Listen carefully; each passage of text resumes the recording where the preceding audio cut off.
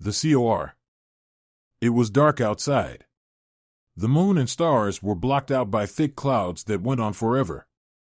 The wind was full with a gentle summer breeze that swept through the cornfields and lifted the dirt from the ground and spread it to new parts of the earth. The stalks shook in the warm air and made a low but constant rustle that was soothing to anyone who spent even just an hour listening to it.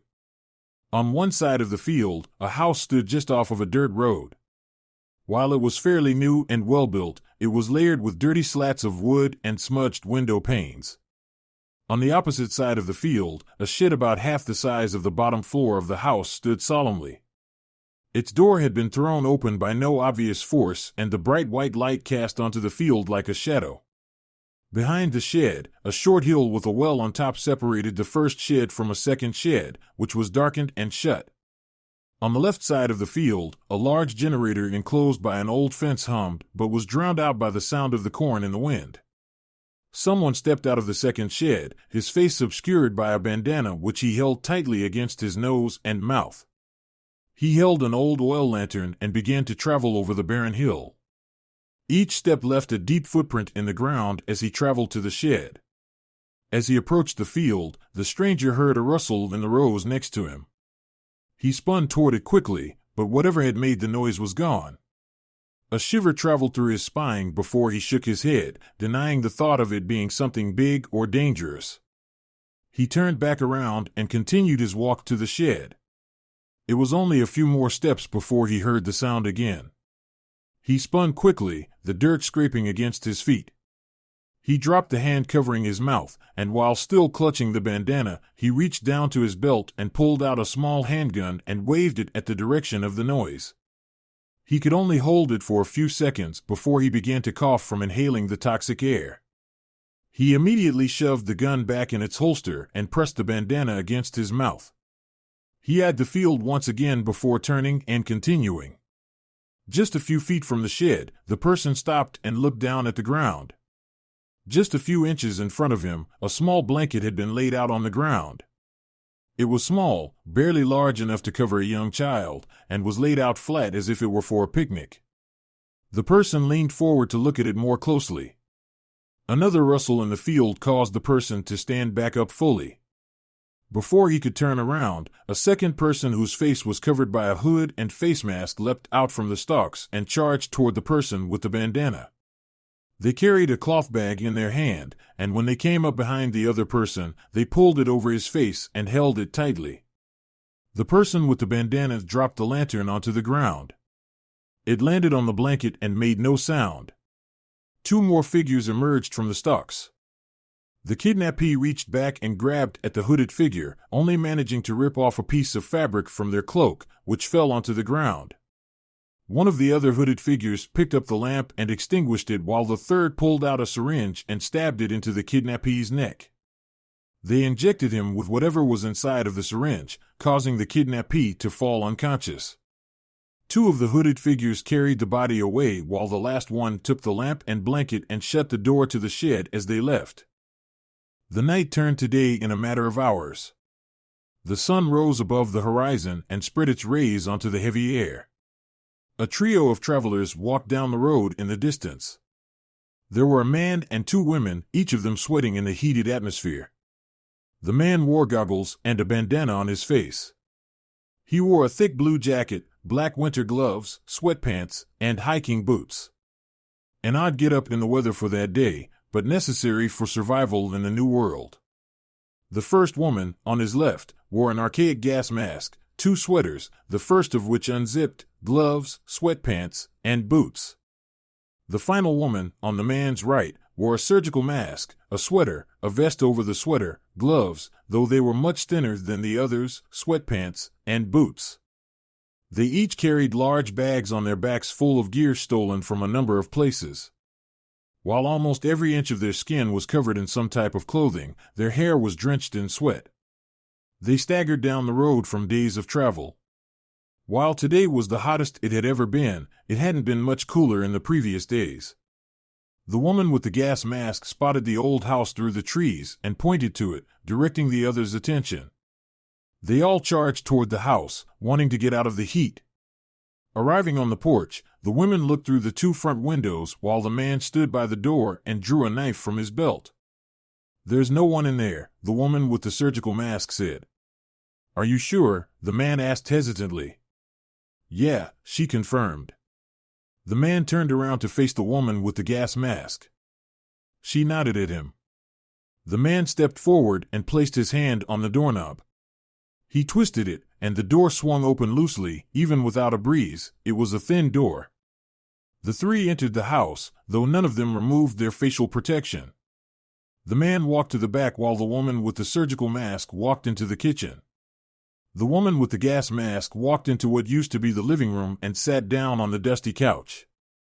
She picked up a remote from a coffee table and pressed the power button, directing it toward the dusty TV a few feet in front of her.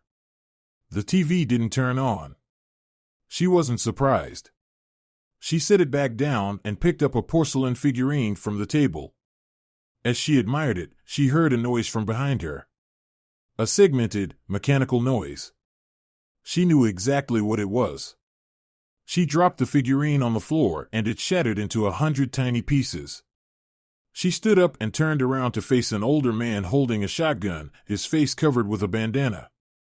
She stuck her hands up as the other two travelers were led into the living room by a woman holding a handgun, her face also covered with a bandana.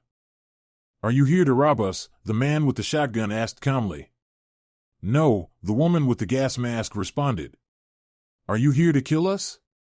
"No." "Are you the COR?"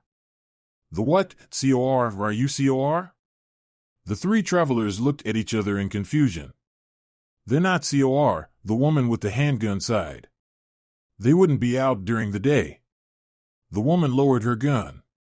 The man did the same a few seconds later. The couple led the travelers to a dusty dinner table.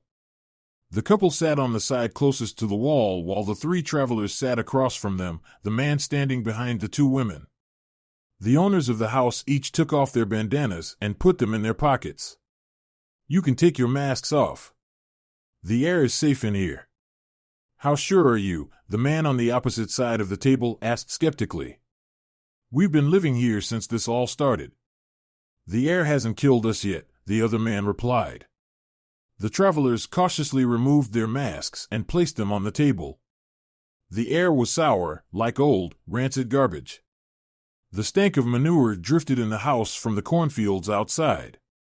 They combined to form disgusting air that filled the house. However, it wasn't toxic like the air outside. "Who are you?" the homeowner asked. "I'm Tara," the woman with the gas mask answered after a short pause. "Dan," the man introduced himself. "You can call me Ava," the last woman responded. "Who are you?" "I'm Tom," the man said, "and this is my wife Rebecca." He gestured to the woman, who had her handgun sitting on the table in front of her. "If you're not here to rob us and you're not here to kill us, then what are you doing?" "Just traveling," Dan said. "Looking for anything." "Why were you traveling during the day? It's almost 130 degrees outside." "We usually travel during the night, but we heard that there are some thieves that like to come out at night around here. We didn't want to risk losing our supplies." "There are no thieves," Rebecca chuckled. "No, it's much worse than that." "What is it, then?" "Those people you were talking about, they're the COR, stands for Cult of Renegades. They're a new world order." "I think they're just insane," Tom added. "If they don't steal," Tara asked, "then what do they do?" "They take people," Rebecca answered immediately and confidently. "Usually at night. We don't know what they do with them, but we've never found any bodies." "Have you ever seen them?" Tara pursued. "Never. They've never been to our farm." "And it better stay that way," Tom butted in. "Who else lives here?" Ava asked. "Our son, Frederick. We call him Fred. There are a few other workers, but they usually don't stay long enough for us to learn their names. They're just travelers, like you. They work the fields for a while, and in return, we give them a roof to sleep under, food, water, and when they're done, they go back down the road." Dan began to ask another question, but before he could get anything out, the back door a few feet from the table slid open. A tall, thin, and heavily tanned man wearing an old white t-shirt and loose jeans, as well as a bandana and wide-brimmed hat, ran inside, almost out of breath. Each of the people sitting at the table stood up quickly and looked at him as he bent over to catch his breath, placing his hands on his knees. None of them knew what was going on. Rebecca picked up her gun from the table and held it at her side. "In the field," the man managed to say. He couldn't finish his sentence, and instead slapped a piece of cloth on the table. Rebecca picked it up and stared at it nervously. She looked at it with confusion rather than fear. Tara leaned over the table to look at it as well. The piece of cloth had a patch on it reading COR. Tom read the patch, too. "Have you seen Fred this morning?" Tom asked almost immediately. After they all put on their headgear, the homeowners ran out to the field, followed by the travelers. The man who had run in and given them the patch showed them to where he found it. "It was right here on the ground," he told them. Tara stepped forward, noticing the trails of dirt in the ground. "Everybody back up," she said as she examined the ground. "What do you think you're doing?" Rebecca asked nervously. "I don't think I'm doing anything. I'm investigating." "What are you, some kind of cop?" "I was." "Okay," Rebecca said, changing the subject immediately. "Let's get a head count," she told a nearby worker. "Tom," she commanded, "go check Fred's room." The two ran off in opposite directions. "I want the rest of us inside right now," she told the travelers with a very serious look in her eyes. "Wait," Tara began. "I can investigate. They couldn't have taken the body far." "Nobody else can be out here," Rebecca said sternly with a bit of a temper. "Let's just go," Dan told Tara. "We can check it out later. When it's safer." The travelers hesitantly followed Rebecca back to the house. A few minutes later, 5 workers had been lined up near the back door and were being counted by the man who had delivered the patch. They each wore a surprisingly small amount of clothes and were burned from the sun. They were covered in dirt and held farm tools, some of them held together with duct tape. They all wore bandanas over their mouths, and a few wore sunglasses or goggles. A few of them had cuts on their bodies from working the fields. Most of the cuts weren't too big, though. Tom walked down the stairs a few minutes later, his son following close behind him. As soon as she saw him, Rebecca ran over and hugged him. "Where were you?" "We were so scared, we thought they took you." "I'm fine, Mom," he replied firmly. "I just slept in." "Are all the workers accounted for?" Tom asked Rebecca. She looked out the window at all of the workers lined up. It was one of the workers. "We had 7 yesterday. Now we have 6. "All right," Tom sighed. He paused to gather his thoughts. The workers can stay out and continue their work. But they all stay together in a group. No one is allowed to be alone. "I'll go tell them," Rebecca said as she turned around and left the house. Tom turned to Fred. "I want you to stay upstairs in your room. If you go anywhere else, you need to tell me, and you need to have someone with you." "Dad," Fred said quietly. "What?" "We're out of water. The container upstairs is empty." Tom sighed. "Okay. You just stay upstairs. I'll go get more." Fred nodded and turned around and went back up the stairs. Tom turned to face the travelers. "There's a well up on that hill over there." Tom pointed out the window and toward the hill behind the shed. "I need someone to come with me to get more water. To watch my back." After a few minutes of silence, Ava volunteered. "I'll go," she said. She put on her mask while Tom tied the bandana around his face, and they went out the back door, leaving Dan and Tara alone. Tara stepped forward into the small hallway between the kitchen and the stairs. While the outside of the house appeared somewhat new, the inside looked abandoned. The walls had holes in them. In some areas, the floor had rotted. Above them, they could hear every single step Fred made. Loud creaks echoed through the mostly furnitureless house. Aside from the couch, coffee table, and TV in the living room and the table with chairs in the dining room, the house was empty. Almost everything was caked in a thick layer of dust. It looked like every abandoned house Tara had ever been in. "I don't like this place," Dan said after a few minutes of silence. "It's weird. And creepy." "I think we have more problems than it feels weird," Tara said ambiguously. "What do you mean?" "Someone was kidnapped last night. And as far as we know, that means that the COR, a group of insane kidnappers, have expanded their reach to this farm. It's only a matter of time before they come back for the rest of us, and it doesn't seem like Tom or Rebecca care too much about that." Dan stood in silence, taking in the information. Also, those workers were out there covered in scrapes and cuts, and they just stood there like nothing was wrong. "Well, it's not like the air will do anything to the cuts besides make them hurt more. Still, what kind of people bring travelers to work on their farm and don't even give them proper medical attention?" Dan once again went silent, trying to formulate a response. "Anyway," he began, "I don't think you should have told them you were a cop." "Why not?" "Because if you're right, and they are hiding something, then they definitely won't want someone snooping around, especially the former cop."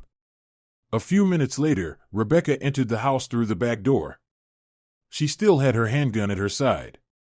"You all can stay here for a day, but that's it. I'm sorry, but we really can't afford to have more people in this house. I hope you understand. Also, we already have food spread thin between us and the workers. We won't have enough to feed you. Can you all provide for yourselves?" Dan nodded. "Good. The three of you can stay in the empty bedroom upstairs next to Fred's. I'm sure you won't mind sleeping in the same room, given our current situation." Dan nodded again. "Where do the workers sleep?" Tara changed the subject abruptly. "There's a second shed over the hill with the well. They all sleep there. The house is for me and my family. If there are no more questions, I'm sure you two would like to go get settled." Dan nodded and the two began to walk toward the stairs. Dan and Tara walked through the upstairs hall where they found an empty bedroom. It was devoid of all furniture aside from a single twin-sized bed, which Ava immediately called as soon as she returned from getting water. Dan and Tara laid out their sleeping bags on the floor and dropped off some of their gear.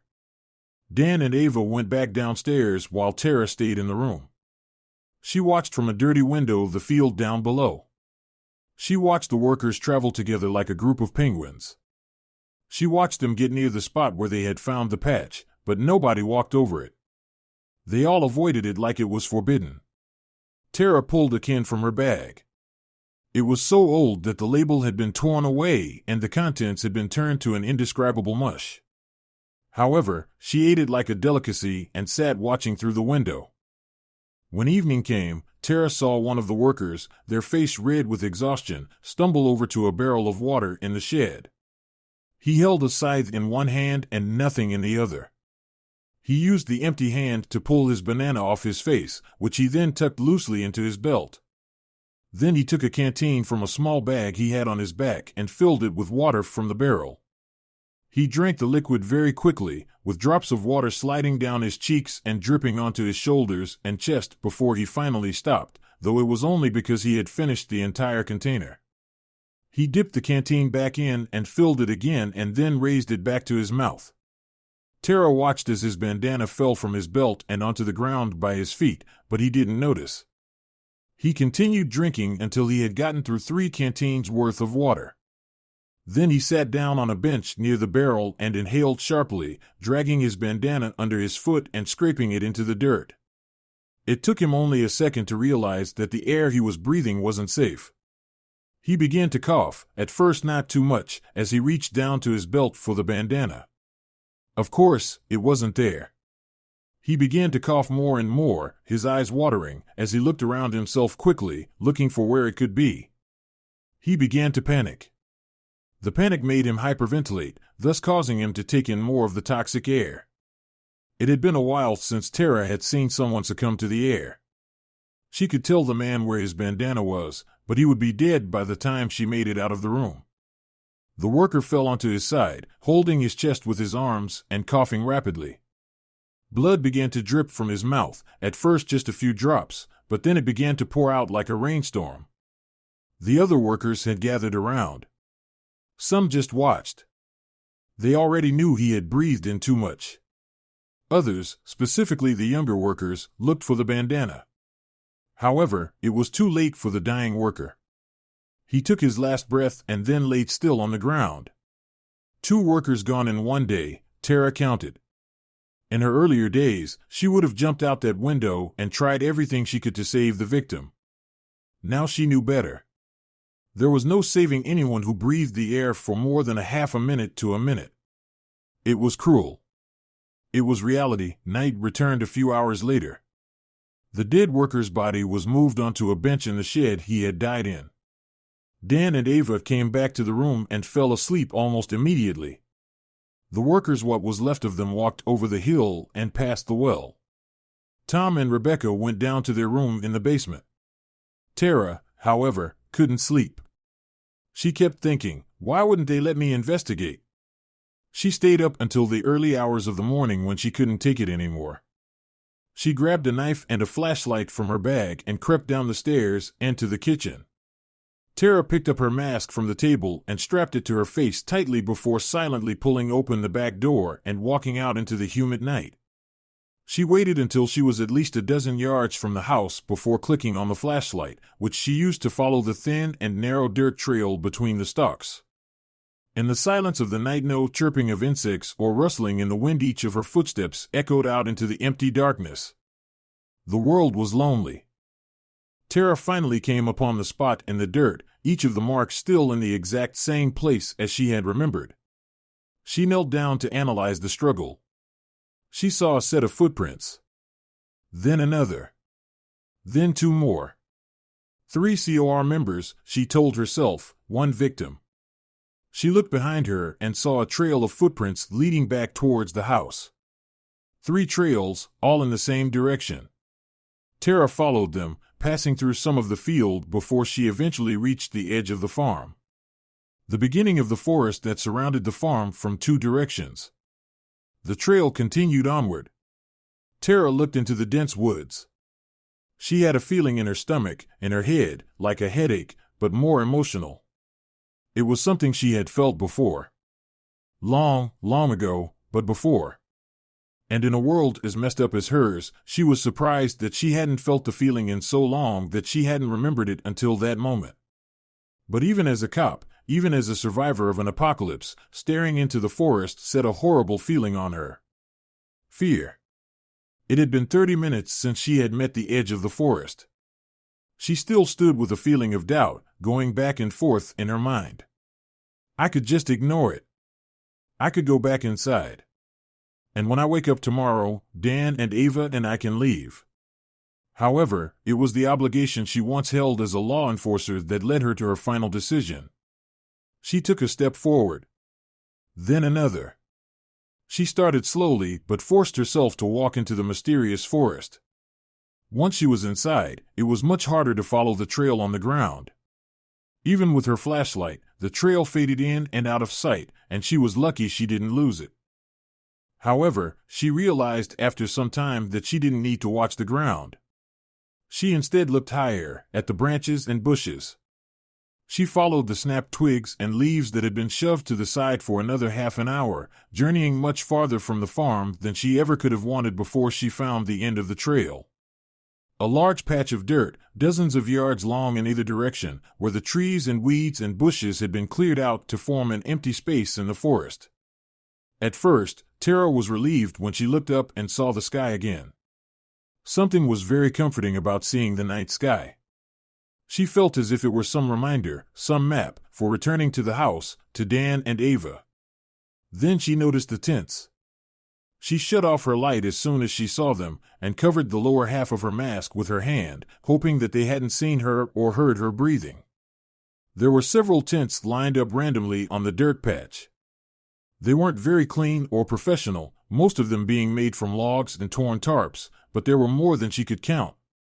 This is it, she thought. She shoved the flashlight back into her pocket and drew her knife. Her heart pounded in her slowly moving chest as she approached the first tent, one small step after the other. When she got to the side of it, she stopped and listened. Nothing. Just an odd and uncomfortable silence. After mustering up her courage, she reached her hand around the tarp and held it tightly before throwing it off the frame. Her knife swung faster than she could think. It landed in the cold ground. It took her a minute to realize that there was nobody there. The tent was empty. No supplies, just the tarp and the logs holding it up. She put the tarp back and walked to the next tent. She stood listening again. This time, she realized what was so unnerving about the silence. No breathing. No shifting, no rustling against the tarps. She swung open the second tent and then a third. They were all empty. No, she thought in her head, almost as if she were bargaining. No, she repeated out loud. She checked every last tent, but in her head, she already knew that there wouldn't be a single person under any of the tarps. If they're not here, she worked out in her head, then where could they be? She had the answer before she finished the question and took off running back to the farm. The night sky once again abandoned her as she re-entered the dark forest and followed the same path back to the edge of the forest. She exited the forest, only to find a sight worse than she had imagined. The fields were in flames. The COR, like some kind of suicidal anarchists, had set fire to the cornfields, and it spread too fast for anyone to do anything about it. The house was dark. No lights, no sound, no movement. The windows on the bottom floor had been shattered and bits of glass were strewn about on the ground, some of them with blood on them. The back door had been kicked in. On the side of the field closest to her, illuminated by the fire, several members of the COR stood, surrounding the people who had been sleeping in the house. Fred, Tom, Dan, and Ava all sat on their knees, their hands tied behind their backs as the COR member in front, who Tara assumed to be the leader, played with a knife in their hands. Several other COR members had run over the hill, and within minutes they would return with all of the workers. Before Tara had any time to figure out a plan, Dan saw her. "Run! Tara, run!" he yelled to her. "Get out of here!" "It's Dash." Before he could finish his sentence, the COR leader stepped over to him and kicked his face, knocking him backward onto the ground. The leader turned to Tara. "Get her," the leader shouted. Two COR members ran toward Tara. She turned and ran toward the house. The COR members were faster than her, and she didn't have time to make it to the door. She instead leaped through a broken window, slicing her arm on a shard of glass. The COR members jumped in after her. The first one jumped through the window and landed on top of her. They impaled themselves on her knife and rolled onto their side, groaning in pain, the knife still stuck in their wound. Tara wasn't so lucky with the second one. The hooded figure jumped through the window and landed just to her right. In the faint light of the fire, she could see the knife in their hand. She rolled out of the way just as they swiped at her. She stood up and ran to the living room. Seeing the shotgun on the coffee table, she jumped over the couch and picked it up. It didn't take long for her to realize it wasn't loaded. She began to look for shells, but before she could find any, the COR member ran into the room and charged at her. Using the back end of the shotgun, she hammered the member in the face, but not before they could get a stab into her abdomen. She hit them in the side of the head one more time for good measure before collapsing onto the ground in pain, clutching her stomach. The shotgun fell back onto the coffee table while she rolled around on the ground, hoping it would somehow help the pain. Using one bloody hand, she removed her gas mask and threw it across the room. She took a deep breath in, and even on the opposite side of the house, she could taste the ash from the fire on her tongue. A figure entered the living room slowly, unlike the others. They wore the hood that all of the other COR members did. It was the leader. The leader kicked Tara's gas mask to the side as they slowly approached her body. She was now laying on her back, barely conscious. The leader knelt down over her and watched her groan in pain for a moment before removing their hood. Tara was shocked, but couldn't gather the strength to express it. Through the pale light of the moon that made it into the house through the windows, she could barely make out the face that had just been revealed to her. The leader of the COR was Rebecca. What? Tara tried to say a full sentence, but was only able to force out one word. Tara. I should have never let you stay at my house. I should have known that with a cop snooping around, it was only a matter of time before I was discovered. Actually, I'm a little disappointed. I thought you would have discovered me before I took over the farm, she taunted. Why? Tara tried to say. Why are you doing this? The world has been without order for more years than I'd like to count. Humanity is destined for the end, and the few people that are left seem to like that. They like that they can do anything they want. They like that there is no one left to stop them. To fix humanity, I needed to bring us together, and to do that, I need to appeal to the majority. I wouldn't consider myself evil or insane, but it does bring a certain feeling up inside to do whatever I want. I think it might be happiness. I created the cult of renegades to attract the lawless freaks who look forward to the end. They unwillingly build to a new beginning, you see. And the ones who don't want to join. I have ways of getting to them. What about Dan and Ava? Tara asked weakly. They'll be given an opportunity to join, just like Fred, just like Tom, and just like the workers. If not, they'll be our slaves. They'll build the new world for us, and their sacrifice will always be remembered as a necessary evil. Rebecca paused as she pulled her knife from her belt. You, however, will not get the same opportunity. As I said, the appeal of this new world order is that there will be no rules. Just anarchy. And having a cop around will make that statement a little contradictory, don't you think? I'm sorry, Tara. You seemed like a nice girl, you really did, but there's no room for you in the future of humanity. This is for the greater good. Rebecca raised the knife above her head, ready to swing it down. Tara reached up against the side of the couch and pulled the knife from the unconscious COR member's hand. Just as Rebecca brought the knife down, Tara swung hers back, stabbing Rebecca just under the rib cage. Rebecca's knife landed in Tara's arm. Rebecca inhaled sharply, her mouth open wide to scream, but she couldn't let anything out. She fell backward, clutching her chest as Tara pulled herself up, holding the knife with one hand and her wound with the other.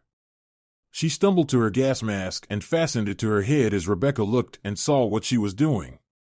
The leader pushed herself onto her knees and picked up her knife, but by that time, Tara had already made it to the door. Tara stumbled through the doorway and out onto the dirt road. The toxic air stung her cuts, but she pushed herself forward. With every step, the pain in her stomach grew worse, but she knew that if she stopped, then what the COR would do to her would be beyond her worst nightmares. She practically dragged herself through the night, until the sun began to rise and she could no longer hear the crackling of the fire or the screams of her friends. She eventually slowed down in the hot air, unable to move any further. She had no water, no first aid kit, no supplies other than a flashlight and a knife. She collapsed on the side of the road and stared into the sky. She laid there for hours, not moving. Still breathing, but barely alive. And in that time, she thought.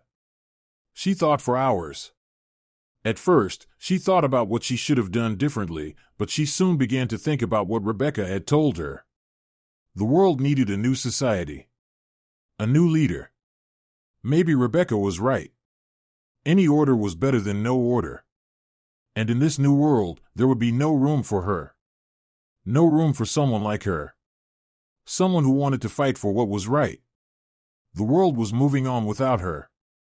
Maybe it's for the best, she thought to herself. Maybe it's for the best. Special love. I loved taking walks. Especially when they were on my way to see her. I loved the soft breeze blowing through the ancient maples. I loved the sounds of birds high above my head. They chirped back and forth to each other in song. I wondered many times what words they were singing. There's an old path that winds through the deepest parts of the woods. A river flows through this, a calm steady rush of water making its way over smooth stones. I always chose to meet her on the other side of this bank. It was far away from the busy world. It was our special place. Besides her, I was the only one who knew about it. I moved through thick green bushes and found her. She had a wonderful look on her face. "Hello, my dear," I said with joy. She didn't say anything, but I could see a soft grin. She was looking into the water. I came closer and wrapped my arms around her. One of the best things was the way her face fell into my shoulder. I loved that. I then kissed her gently on the head. We talked for about an hour or so, watching the burning sun sink beneath the trees. "I should probably go now," I told her. With that, I kissed her soft lips one last time. They were cold, but I didn't mind. I could tell she liked when I did that. I waited a week before I decided to meet her again. It had rained every day up until I left for my walk. Maybe it was a sign. This time it was a bit tricky to find her. The plants had grown with such a thickness that I could barely see around them. The ground was soft and sank beneath my shoes. The river was high now. There had been a flood. I didn't mind, though. I don't think she gave it much thought either. It was worth it to see each other. It took me about a half hour longer than usual to find her, but there she was. Nearly the same spot we met in last time. I smiled at her again. She looked at me with her beautiful blue eyes. She had the same sort of expression, but it wasn't as cheerful like the last time we met. Maybe she's sick, I thought to myself. Words weren't necessary this time around. I went straight over and put my arms around her. Just like before, I kissed her head as her face fell into my shoulder. This time we talked about the flowers. Her favorite didn't grow in the part of the woods. Red roses. After a while, I laid on the soft ground while she rested on top of me. I looked at her for a long while. She looked back at me. Still off. Before she could feel sad, maybe I should make her happy. I kissed her. I kissed her over and over again. It was a passionate fire of emotions. She leaned in closer when I did this. She was putting all her weight on me. I know what she must want, I thought. Our kissing turned into touching. I laid her down where I had been. She didn't move. She must want me to do all the work. I kissed all over her body.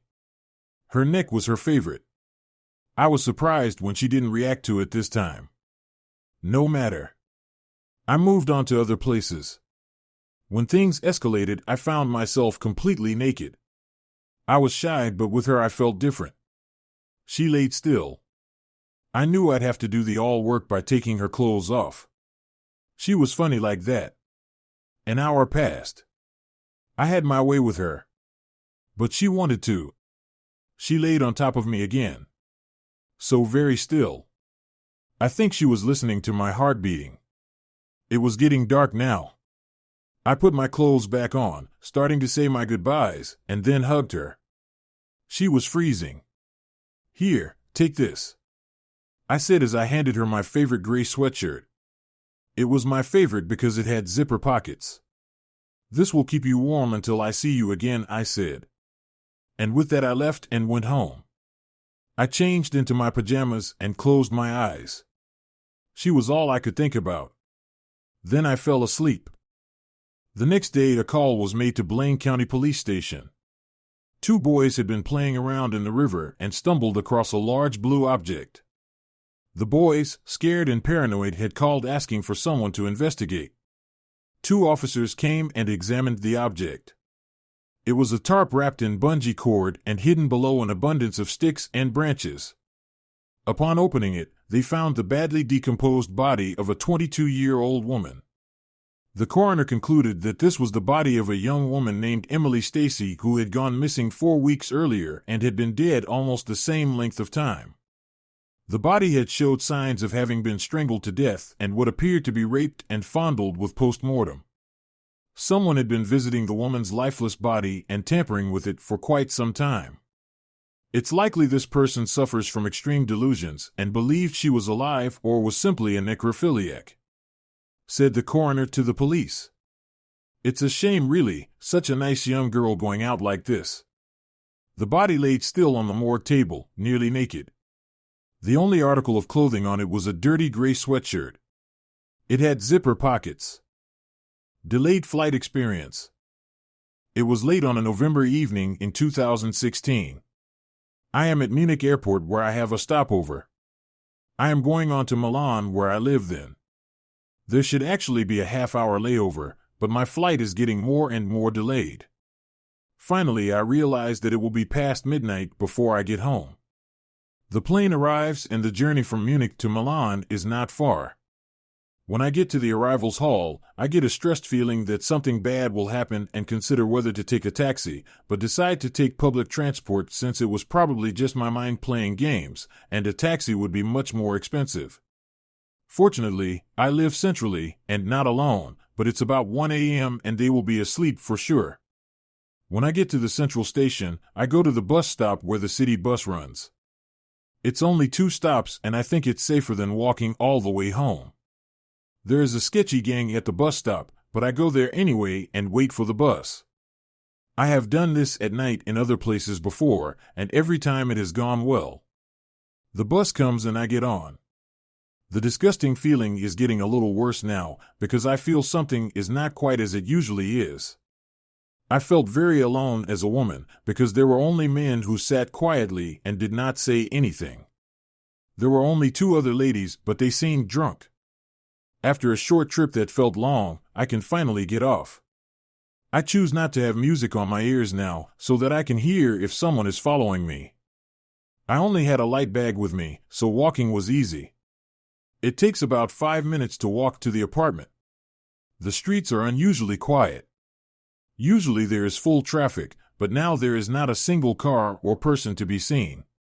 It is completely quiet and all the traffic lights are on green. I cross the road, follow the street straight down and turn left where the apartment is. I reach the front door that leads into the common hall. This door is always locked, so that only those who have keys to the apartments in the block can enter.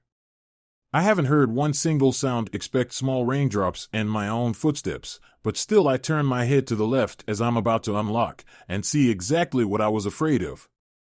A man comes walking. I couldn't hear the footsteps. He had a normal walking speed, but the fact that he was walking like that made me uncomfortable. I had time to put the keys in and unlock. The man, who I hope is only passing by, lines up and is ready to enter. The fact that he doesn't say anything makes me even more uncomfortable. I try to ask if he lives here, just to get him to say something, but he doesn't answer. I don't dare refuse him, for fear that he will become violent or that he might live here and has forgotten his keys, which is still a bit unlikely since it is 1 o'clock in the morning and it would be a bit strange that the only person I see was going in the same place as me. We both go inside. I quickly walk towards the stairs and act natural. The stairs go up to the right. I turn my head discreetly to the right before going up. The man is still standing at the entrance. He closes the exit door slowly behind him, as if no one should hear that someone went through the doors. I go up the stairs, as fast as I can, up to the 2nd floor where I live. The lock on the door that I am now going to unlock, into the apartment itself, is a bit tricky, and typically enough, the extra twist is now. I try to insert the key silently so he won't hear where I am. When I had put the key in the door, I'm quiet, to hear if there is anyone down there, and I hear nothing. I don't know what I will really prefer, hearing footsteps or nothing. I creep over to the railing and look down, and there he is, still on the bottom floor. He look up at me. He is suddenly smiling now, pointing at me, and start walking up slowly while holding my gaze. Of course I get even more scared, and prying the lock on the door. I can't get it up. Another typical thing when this happens is that I can't call anyone. Airplane mode is switched off, but the signal is still not quite as it shall be. Since my mobile remembers the network of the apartment, it is connected to Wi-Fi, and I try to get in touch with my friend I live with. No answer. I see the man coming. He comes very slowly and quietly. I manage to hide that I'm scared. He stands up and just looks at me. I manage to get out a hello, in English, just to get him to talk, again. He doesn't answer. Just standing there looking at me, like he's waiting for me to open the door. The key is in the door, and I finally managed to open it. I go in, lock the door, and run into my friend's bedroom. I don't know what to do, so I just say that something scary has happened, and that a man is standing outside the apartment. My friend svars this room with two others, and one of them wakes up and is a bit annoyed that I'm barging into the room like this. My friend stands up and I explain what had happened. She says she is almost crying, and no one dares to open the door to check if the man is still there. We see through a hole that is in the door, such holes where you can see the person outside, nothing there. I write to my employer, who also owns the flat we live in, and she tells me to contact the police. I begin to think that if this man is indeed a murderer, he can be out there in the hallway waiting for a possible next victim. And I would feel guilty for letting him into the building. It takes 30 minutes before the police arrives. The man is gone when they arrive. He is nowhere in the hallway. The police leave again, we went to bed and I got to sleep. We never saw the man again. I honestly don't know what this man wanted. Maybe he was just a homeless person who wanted a place to sleep. After all, he didn't do anything to me. But if this had actually been a murderer or rapist looking for a victim, no one would have heard or seen me. The Cedar Closet. We moved from the city to a big house in a quiet suburban neighborhood when I was 5. My parents bought the house from the widow of a very successful garment industry executive. He had the house custom built for his wife, and she had the entire thing professionally decorated where every room was a different theme. This made for a very interesting childhood with and lots of discoveries. Within a few days of moving in, my parents found 2 very strange books hidden in the crawl space above their closet. The first was a small address book with the names and addresses of prominent Jewish gangsters from the 40-foot and 50s. The other was a notebook containing detailed information on animals, mainly dogs and cats. Maybe they were someone's pets? But my mother felt it had to do with sacrifice, as there were pentagrams drawn and incantations written with dates. Both books were burned in the fireplace by my father shortly after uncovering them. Those things are unrelated to this story, but just a very strange detail of the home we grew up in. This story isn't about me either, it's about my older brother we'll call Jay. He is the oldest of 3 and 6 years my senior and 4 years older than my sister. My parents divorced when he was a teenager in the mid-1980s, and at that point all bets were off for my brother. My mom is very easygoing and hippie-ish, but my father always laid down the law. With him out of the house, he now had the freedom to do as he liked. This was the time of Satanic Panic, heavy metal, Dungeons and Dragons, and the Commodore 64 computer, and my brother embraced all of it. He was a classically trained and naturally gifted artist before all of this. He regularly won contests, and his art hung all around our house as well as our schools and principals' offices. He attended art school twice a week, but once he got into heavy metal and D&D, his interest shifted. He grew his hair long and his circle of friends began to change. They went from nerdy computer kids to heavy metal heads in motorcycle jackets and Iron Maiden t-shirts. They would often be over the house when I came home from school, and I could always smell what they had been up to. It was one of his new friends that would change our perceptions of reality and ideas about life after death. His name was Ed. He was a strange-looking guy, short, eccentric, and odd by all accounts, yet very nice at the same time. Ed could also ride a unicycle and would regularly carry an Ouija board with him everywhere he went. He carried it on his back beneath a long black trench coat. What gave Ed credibility in our eyes was the way he used the board. He would only use one hand, barely touching it. And in a flat, emotionless tone, he would recite the words being spelled out. The planchette would move around so fast and deliberately it was hard to even see what it was spelling out. To me, seeing that as a little kid and not really understanding, it was just so spooky. One night shortly after our uncle committed suicide, our cousins were over and Ed was also. He knew no one there other than my brother, nor did he know any of the details of my cousin losing his father. We were in my brother's room, and within a few minutes he made contact with him. Ed, whom had never met my cousin before, said, "I have a message for you. John says he is at peace in purgatory now and to take care of your mother and sister. He said a few more personal things that my cousin thought were profound because Ed could never have known any of it. My cousin, crying now, said, "How do I know this is really even you?" Ed replied, "How about a picture? Maybe a headshot?" This rocked my whole family in that room. You see, my uncle took his life by shooting himself in the head. Even crazier still is that response was precisely his brand of dark humor and something he'd totally say. They were all reduced to tears, including my mother, who only came in to see why everything got so quiet. Ed became a regular guest at our house for a while, and the happenings became more and more strange for a while, but it would all eventually come to a head for my brother. One particular weekend, my sister and I were with our dad, and my mother was away, so my brother had the house to himself. He said he had a few friends over and they were playing computer games in the basement. Next to the computer desk was the door to a large cedar closet. This was where my mother kept all of our seasonal clothes and all of her better clothing. For the most part, no one really went in there, and the door was always closed. There was 3 people there when the lights went out in the basement. Everyone froze in place. Then the door to the cedar closet began to slowly rattle.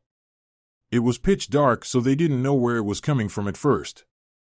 Then it got louder and more intense, and someone lit a lighter.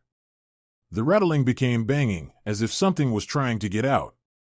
My brother said it looked like that heavy wooden door was going to burst from its hinges. To this day, he is convinced that something huge was on the other side of that door that night. The 3 of them ran up the stairs, tripping over each other in the dark, and out the front door. When my mother came home the following afternoon, the front door was still wide open, and my brother was nowhere to be found. Eventually, he turned up and told her what they had experienced the night before. She must have believed him because she had the house blessed shortly after. We all saw, felt, and experienced things in that house that could never be explained, but not all of it was scary or evil to me. My takeaway from the growing up there was that sometimes people themselves are haunted. Maybe it's in the ways they interact with places that draws out different energies and projects them at that person. The dream catcher. It was a pretty normal day staying with my mother and playing with my siblings as we all gathered together to go see my grandfather. I didn't really know the reason for this family visit, and no one really seemed to talk about, but it was an opportunity to hang out with my relatives that I didn't really get to see much. My aunt, mother, sister, and cousins all met up at my grandfather's house, and all us kids pretty much just did our own thing and the adults did theirs. Everything seemed completely normal and fine, and being a kid, I didn't really question why we were there much. Not too long of playing around the house, my grandfather began giving out gifts to us kids. My grandfather gave each of us kids a gift or 2. He had given us some of his personal knickknacks that he had collected. I was given a scorpion encased in a solid glass dome. The energy that was given off while he was passing these out was as if he wanted each of us to have something to remember him by, as if he had planned on passing soon, and I remember feeling quite uneasy about the situation, even hearing my aunt and mother discussing that they as well had the same suspicion. I just pretended I didn't notice something was off, and my grandfather had then passed out what he claimed to be authentic dream catchers made by a real Native American he said he had a conversation with. As a young child, I wasn't very impressed by it, and I remember thinking, woohoo, some strings and some feathers tied together, thanks, and pretty much just pretended to be grateful because after all he seemed to be preparing to pass. I didn't really believe that something like a dream catcher could be significant in any way, authentic or made by a real Native American or not, and as such just kind of took the gift for granted. For the rest of the time after that we just played, and eventually it was time to go, and so we all collected our things and headed home. I wasn't actually living with my mom and I was only visiting, so I was taken back to my grandparents' home on my dad's side of the family, where I had been living. I unpacked anything I had brought, and the things that my grandfather had given me. I really liked the scorpion, which had quickly found a nice spot on the top of my dresser. Once everything was put in its place, I was left with the dream catcher that I had just laid on my bed, unsure what I'd really do with it. After some thought and glancing around my room, I had decided that since the ceiling of my bedroom had drop-in panels just sitting on framing much like you would see in a typical school, that I'd just raise a panel and tuck some of the string into the frame and drop the tile back down on it, hanging it from my ceiling.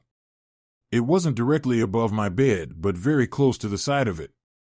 After this, I made my way upstairs because me and my grandpa had the house to ourselves, and he had planned a night of renting movies and eating pizza as a guy's night. It was a normal and entertaining night, and before the movie was over, my grandfather was out like a light in his recliner. The movie had ended shortly after, and I had this strange feeling of restlessness come over me. I didn't really feel like doing much, but I had this compelling feeling to get up and do something. So I collected the pizza plates and made my way into the kitchen. The kitchen and living room were divided by just one wall, and to make it to the kitchen, I moved in a U shape since I was pretty much just walking around this wall. Once I rounded the corner, I was facing the door to the attached garage just past the kitchen being in between me and the door on my left. It was at this time I froze completely for no reason, and without any time to gather myself and figure out why I had just froze. It felt as if I was knocked out of my body and stuck in what I could only describe to be like a spectator mode. I was just a hovering viewpoint, and my view was still trained directly on the attached garage's door. And then I got this terrifying tunnel vision that focused itself around the door as if something wanted to make sure I was only focused on the door. Then the door flew open and the lights were on, but no one at the door.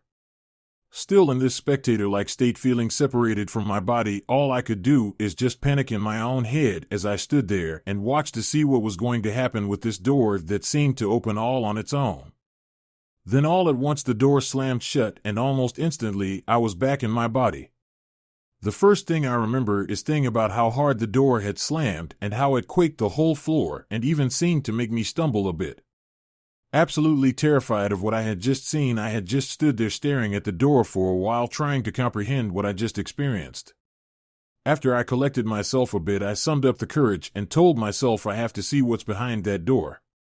I cautiously approached it, listening for any sounds coming from the garage, but heard nothing. Once I was sure that there was nothing moving in there, I turned the knob and opened the door.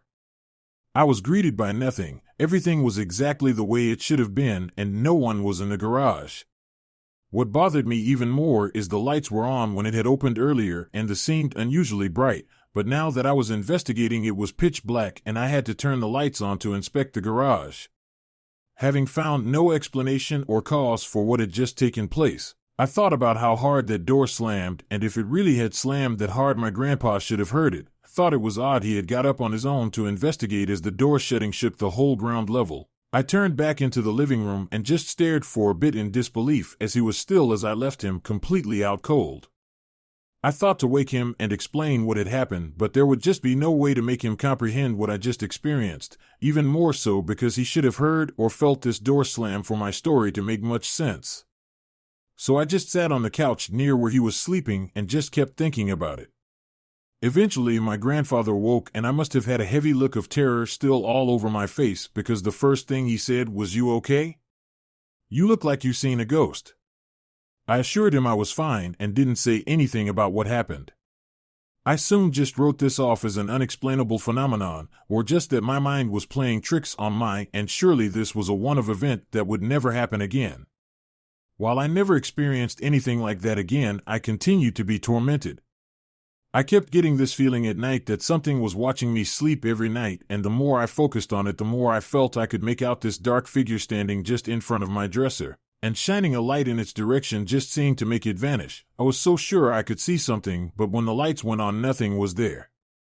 I began to lose lots of sleep.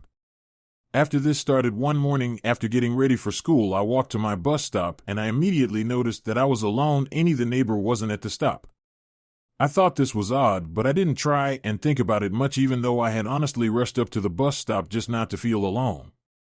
I just told myself the bus will be here soon, nothing is going to happen, and soon the bus did come. I got on and instantly felt relieved, but for some reason while looking for a seat on the bus, I glanced back to the front and saw this kid I've never seen before wearing all black and dress clothes like he was going to a funeral. At first I didn't think much of it until I sat down and started to talk with a friend. I started off the conversation normal, but as I glanced around the bus for this new kid who somehow appeared out of nowhere despite me being alone at my stop, and saw nothing but the normal faces I would every day on the bus. So I asked my friend, "Hey, you see that new kid dressed all fancy that got on the bus right after me?" And without hesitation my friend began questioning me, saying no one but me got on today, and they never saw anyone like that, and even pleaded for me to stop messing with them. It was at this point I started to get an uneasy sinking feeling. I spent the rest of the day looking for someone who fit the bill of the kid I saw on the bus, and saw nothing all day. This terrified me even more because I had no clue what was happening to me or what this thing or person was. I never saw this again, but I continued to lose sleep to the feeling of being watched, and feeling that I could see something standing in my room. Eventually I got too tired to stay up like I had been, and started falling asleep late at night or in the early morning like 2-ish out of sheer exhaustion, and something started to wake me. The first time I remember waking to my body being completely stiff, unable to move, and then as if someone was right in my face I heard this screaming like someone was being ripped to pieces right in front of me. I was again horrified, and all I could think of doing is getting up and running out of my room, but I couldn't move. Once the scream stopped shortly after I could move again, trembling from what I had just experienced. Unsure what I should do, I just continued to ignore it and just continue my normal life. This happened a couple more times, and eventually got to a point where my grandparents sat me down in the dining room and began demanding an explanation for how I had been acting, being that I was clearly losing sleep and seemed paranoid about something all the time. Not really knowing what else to do, I told them the truth of what I had been experiencing. To my surprise, they didn't even question my crazy story of something tormenting me, and even further to my surprise, shortly after they had informed me that they had removed my dream catcher from my room and that I wouldn't have to worry about seeing ever again. This was off-putting to hear because never once till this point had I drawn a connection to my experiences and the dream catcher, but they seemed sure of themselves and had a very serious tone about it. I wanted to ask question about what led them to my dream catcher, or how they knew that was the source, but I just didn't know how to talk about it, and said all right and continued about my normal life. After the dream catcher was removed, I never had anything happen ever again, and everything went back to normal. I still don't know what they did to or with the dream catcher, and we have never spoke of this since. I've tried to come up with my own theories, and the best I could find was a source on the internet that said some natives believed dream catchers to manifest things from your dream world, but this didn't just mean the good things, the bad too. So someone at peace is more likely to have good things manifest, and a person who had internal conflict or with a tormented soul would be more likely to manifest something negative. So I concluded that most likely what I had experienced was a manifestation of my internal turmoil about my abuse that I went through when I was much younger, and my struggle to find even family who genuinely cared about me as I was still pretty fresh out of that situation. I'm still not sure if I accept that answer, and to this day I'm uneasy around dream catchers. I've told very few people about this, and I tear up just telling the story. This was very real for me, no matter how unbelievable it sounds. Livestock. A few weeks ago, I made a post on this page titled Stalker. The post did get a bit off recognition. It was very nice to share a personal scary story of mine. However, I also have another one, a fairly recent one as well.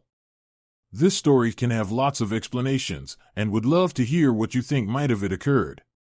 So December 2020, I had temporarily moved into a one-up, one-down property on my uncle's farm. I was needing somewhere to live at the time, and the price was convenient. I was paying £500 a month, all bills included, excluding electric, which I roughly paid £80 a month for. The accommodation was very cheap and had everything me and my partner needed at the time. This was also during the time I was doing my apprenticeship, and living of apprentice wages is rough. So the living situation gave me a sense of financial stability till I was earning enough to live elsewhere. Living on the farm was nice. It was quiet and very rural. For context, the property is in southern England. I won't be very specific due to wanting to remain private due to my prior story elsewhere. At night the farm felt so quiet, and it felt like an atmosphere where you'd be able to hear a pin drop. Oftentimes the only noise me and my partner could hear at night was the trees swaying gently in the wind against each other, and the livestock, which is about 5 meters away from where I stayed. On the farm we had chicken, rams, goats, and sheep. All livestock was not profitable. They were more or less pets in a sense. Often I'd assist my uncle with moving the sheep and rams to other fields when the grass got too short. My uncle had no trouble with livestock being killed. He had electric fences guarding the chickens and a nice barn for the goats. The sheep and the rams were also surrounded by electric fences to ensure the likelihood of a fox getting access onto the farm to get to the livestock very unlikely. Thankfully, in England there is not many predators within our wildlife. We have foxes, we have badgers, but nothing that would kill and tear apart a sheep and especially a ram, so we thought. One morning before work I had made my coffee and lit my cigarette outside my front door. I was casually scrolling through my phone for the first time in the morning. I noticed a message from my uncle. He said he had something to tell me when I am free. I went over in my dressing gown as soon as possible. My uncle gave me a pissed-off look and had asked me to come with him to look at the killed sheep. My first question to my uncle was to ask him, "How do you know it's been killed?" His response was blunt and had asked me to just follow him and have a look. I followed him up to the field and went into the field with him. To my own horror, I found myself staring at a torn-apart sheep covered in blood with its carcass exposed and head at least 15 feet away from the rest of the body. I mentally could not make any sense of the incident. No meat was taken, none of the sheep's coat was taken, it was just a sheep that looked like it had been ripped open and mauled to death. The legs had chunks missing and the head separate from the rest of the body. My uncle instantly contacted the correct people to dispose of the body and tried to explain what had happened. My uncle friend, who was a hunter, suggested it could have been a stray dog. Either way, we were left wondering. A couple of weeks later it happened again. This time it was a ram. The ram had been killed and had a large puncture in its neck, which looked like a big bite, and a completely exposed abdomen. Rams are powerful animals, and I could not understand what could have possibly killed this animal in such a gruesome way, especially in England, where our biggest predator is a bloody fox. My uncle, after these two incidents, set up motion lights near all access to the field and nature cams. Since those incidents, nothing else occurred on the farm. However, a farm in the next village had also reported a similar incident involving a sheep killed in the same gruesome way. Would love to hear your thoughts and any expert opinions. Something in the field. I'm going to preface this by saying I'm a firm non-believer in the paranormal. I'm the kind of person to rationalize most unexplained phenomenon with whatever logical explanation makes the most sense, which is why this occurrence scared me more than usual and gave me all the more reason to share this story. To give a bit of context, I live with my partner in a semi-rural area in the UK, just a few houses along a road that then splits off into the surrounding forest and farmland. There's a particular road that runs along the border of a field that we like to take walks on from time to time. It's a thin road that can only really fit one car at a time, and there's tall hedges on either side separating the road from the fields. We usually walk along the entirety of the road because it loops round back to our house. Well, one particular night, it was about 11 p.m. and we weren't very tired, so we thought it'd be cool to do a night walk, so we grabbed a flashlight, because there is zero lighting on these roads, and decided to head down this road. We got about 1/4 through our walk when we both started to hear the noise of flesh ripping, and by that I mean the sounds you usually hear when you watch an animal on a documentary eating another animal, the sounds of them ripping the skin away to get to the muscle, etc. It sounded very wet, and it sounding something was eating very messily. My best guess, as I grew up in the countryside, was that it was a bird of prey or a fox eating something it had just caught, but this sounded bigger. This wasn't something like a mouse or a rabbit getting eaten. It was loud, and whatever was eating it was just going at it. We used the flashlight to try and see through the hedge and catch an eye reflection, but it was too thick. There was also currently no livestock in this field at this time. We probably got about within 10 to 15 feet away from the source of the noise, and then it suddenly stopped, like it heard us, and at that point my instincts started taking over and a fear started building up in me, partly due to the fact that I couldn't logically explain what I was hearing. So we decided to turn around and walk back, quite quickly, back home. The next morning I went back to the area where I heard it to see if I could find any trace of a dead animal, etc., but there was nothing, a lot of flattened grass in the area as if something was sat there, but no blood, no bones. So to this day, I don't know what it was, and I haven't walked out there late at night since. My best guess is that it was a predator eating a catch, but I just can't get around how big it sounded. Hope you enjoyed this story. Looking back, I wish I had the balls to get closer, but it just didn't feel right. Did my late grandmother visit me? First, I have to clear up some things so you can understand better. My grandmother died before I was born, and obviously I never got to meet her, nor did she get to meet me. I have also never been inside my grandparents' house except one time before an incident happened that I'm going to talk about, and when I did I think I only used it for the restroom. Okay, now to start, when I was around 6 or 7 years old, I didn't have a bedroom to myself because at the time all of the bedrooms were all taken by my siblings, so I had to sleep in my parents' room on a separate bed. One night while my parents were asleep, I was also trying to sleep, but for some reason I couldn't. I was trying to get comfortable, so I started to lay on my right shoulder. A little time goes by and I open my eyes just to look around because I wasn't tired, and right in front of me was a little girl. I would say she is around 5 to 6 years old, but she was totally translucent with a gray color.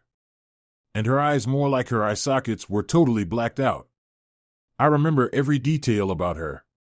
Her hair on top of her head was put into a ponytail, while the hair on the side of her head was just kind of hanging down. Her hair length was about to her shoulders, and she had a short dress on with some type of pattern on it. As you could guess, seeing this a little kid would freak anyone out. All I could do was stare at her because I was so scared I don't even think I blinked. We locked eyes for a good minute or two.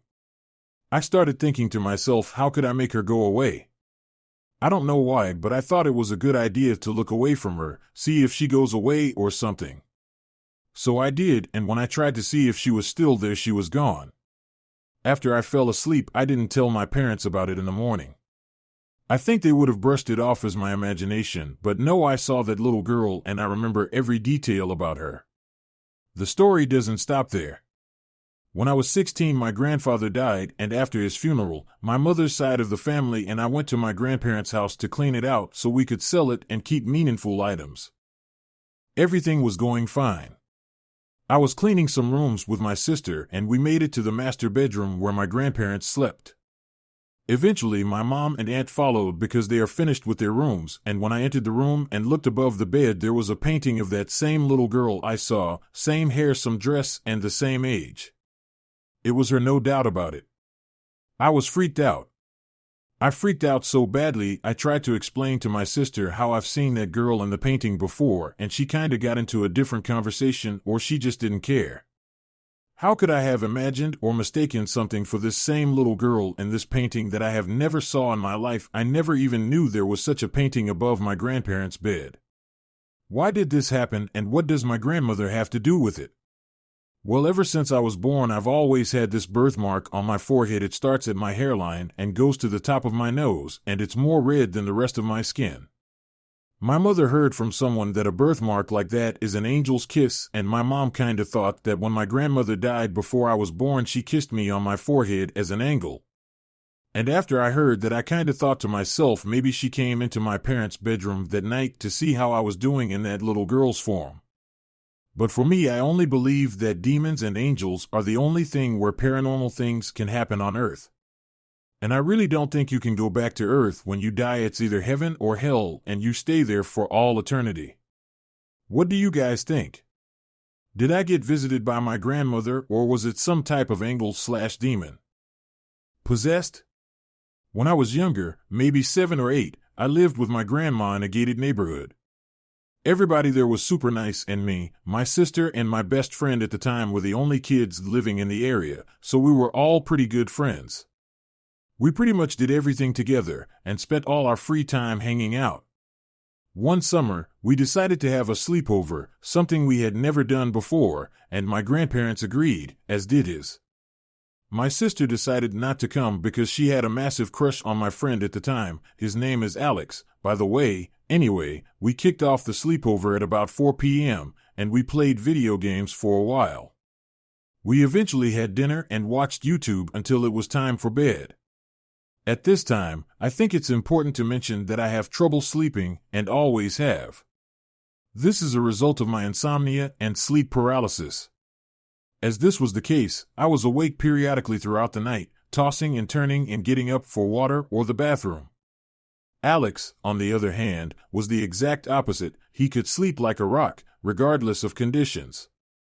At one point, I wake up suddenly and feel very cold, despite my blankets. I look around and see that Alex is sitting up, staring at the wall. I ask him what's up, and he just shushes me and tells me that I'm going to wake them. I assume that he means his parents, and he must be doing something he wasn't supposed to, so he didn't want them to wake up. I shrug off his statement and manage to fall asleep again. This happens 2 or 3 more times in the night, where I wake up to him just sitting and telling me to be quiet so I don't wake them. I had absolutely no sense of time back then, so I assumed this had happened in a span of minutes, and I just never fully feel asleep. Until I woke up and a shiver went down my spine. I was sweating a lot and I was shivering. Don't know about y'all, but I shiver when I'm scared. Something in my mind told me to keep my eyes closed and to just go back to sleep.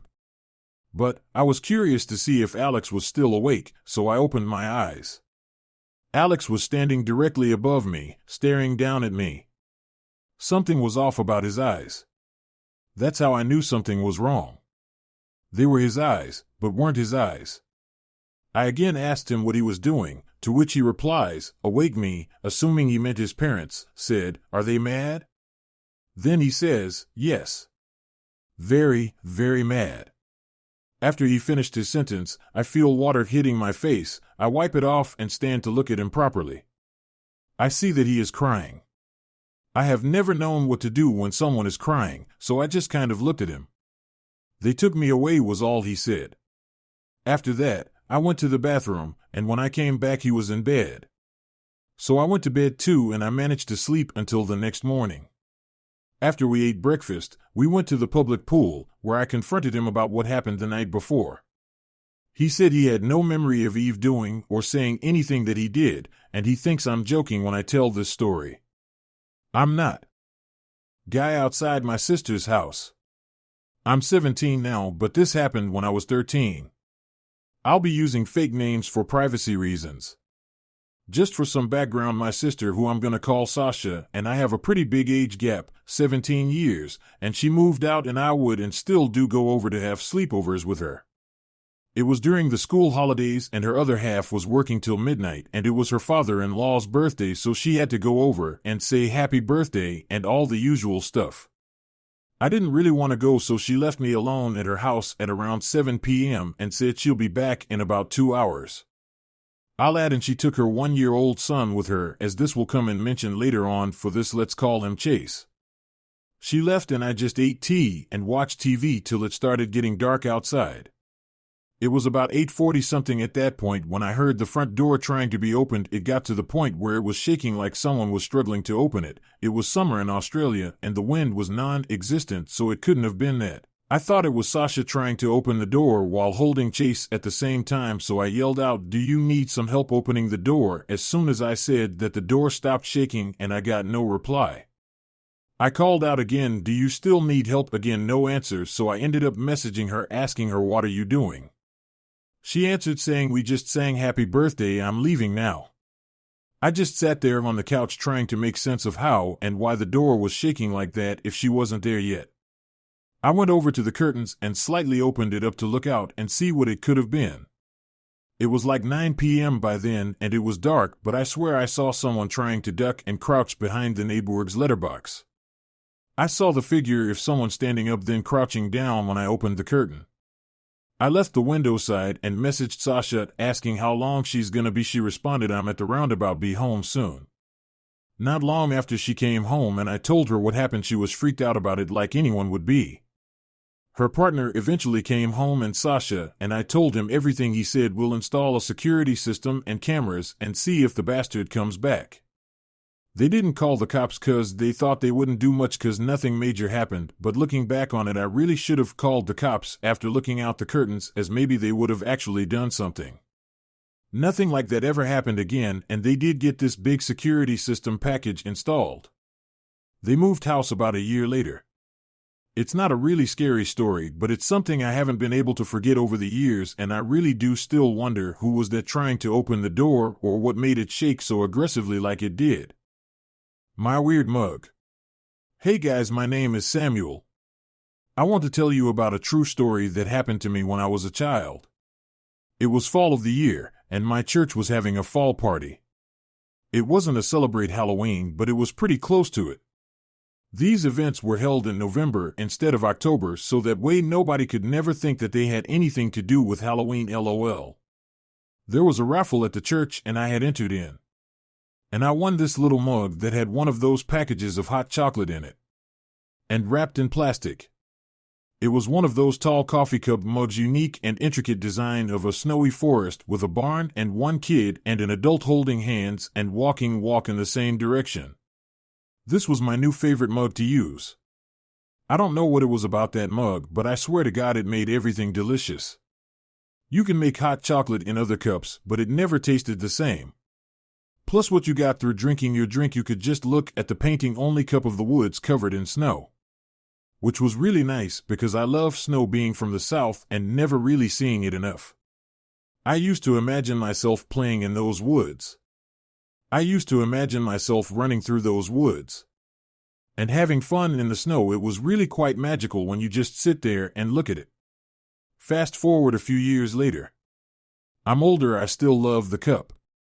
However, one day, I'm looking at the cup again, letting my imagination take flight. And just looking at every single detail, I noticed something odd. You see the two people, they're heading towards something, the adult and the child, they're walking in the same direction towards what looks to be a gate.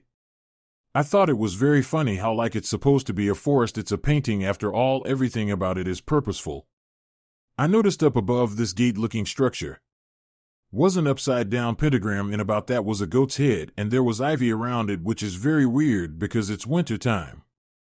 I find it very strange and odd, but I push it to the back of my mind, thinking it's just me being delusional and putting more thought into it than necessary. Time goes on. The cup just doesn't taste the same anymore. I stopped reaching for it as much. Time goes by, and when I do use the cup, I can't stop staring at the gate. There's just something creepy about how the adult is leading the child towards the gate. Almost like some sort of pan. You can't see the face of the adult, its face is covered by a hood. But the child, you can see that it has hair. I show the cup to my parents and I explain to them what I see, and I point out every single little detail to get another perspective. They find it creepy, they find it weird. My dad says I should destroy the cup. So I take it outside and destroy it with a hammer. But whenever I use a tall cup, I think about that cup. What did it really mean? The bully from hell. I have autism and ADHD. I grew up in the 80s when not a lot was known about them. My brain worked differently than others around me, so a lot of my peers and even adults in my life just thought I was a weird kid. That being said, this led to me being bullied a lot. I have had many bullies throughout my life, but only one of them was truly terrifying. This story takes place when I was about 8 years old. I used to walk down our dirt road to catch the bus. There were a few other kids from the neighborhood as well. That is where I first met this bully. Let's call him Jody. Jody was older than me. I was a second grader. He was in 5th and had been held back a year. The first day I met him, we were the first 2 kids at the bus stop. He looked at me and told me to give him my lunch money. He was bigger than me and I was scared. I paused, not knowing what to do, and he told me if I didn't, he was going to punch me. I gave him my lunch money and told the vice principal about it when I got to school. Jody was called to the office. He denied everything and the school did nothing. I would come to regret telling when we got off the bus that day, Jody followed me down my dirt road, and after the bus and other kids were out of sight, beat the snot out of me. I was already being abused by my stepfather at home, so of course I didn't even try to fight back. Jody became my constant tormentor. He took my lunch money, punched me, called me names, and more. He made every school day the living hell. The most disturbing thing he did was to tell me he worshipped the devil. He would draw inverted pentagrams and crosses on his arms. He told me he sacrificed animals and cast spells on people. He used to tell me he was going to summon a demon to get me while I was asleep. I was young and impressionable. I was smart even with my disabilities and made good grades, but despite that, his cold, evil stare when he would say this had me terrified of the dark and night time. Jody was a terror. I was scared to tell on him and scared to be around him. The school days were torture and I dreaded them. I looked forward to the weekends, even though that meant I would be tortured by my stepfather.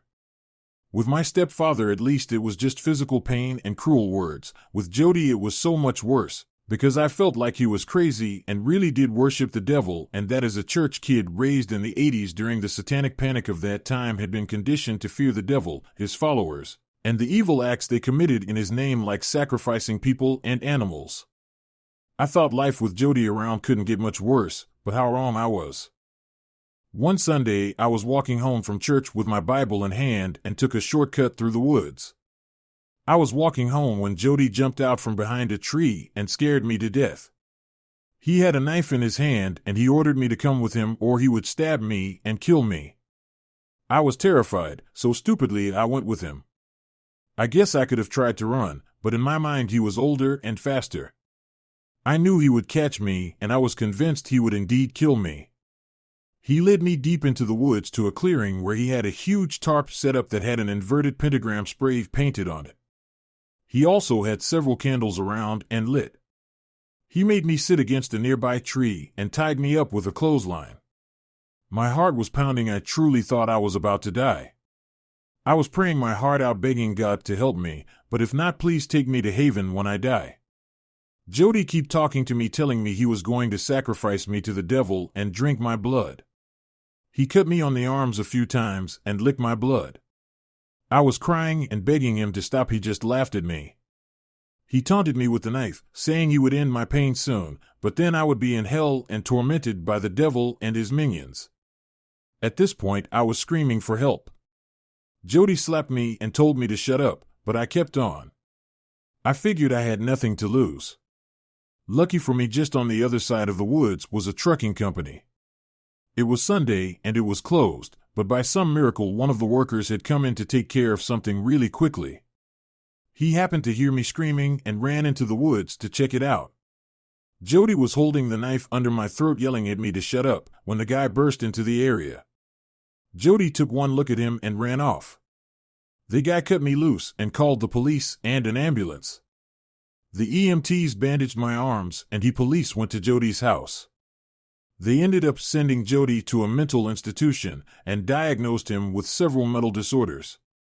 I don't know whatever happened to him, but I hope he got the help he needed, and I hope he never tortured anyone else the way that he did me.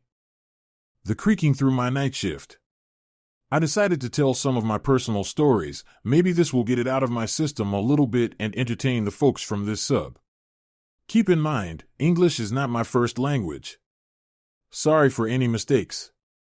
A bit of context for you, dear reader. I have a side job as security guard in which I do a night shift once a week. Once a month we have a meeting, me and the other guards. We work in a school with approximately 100 students.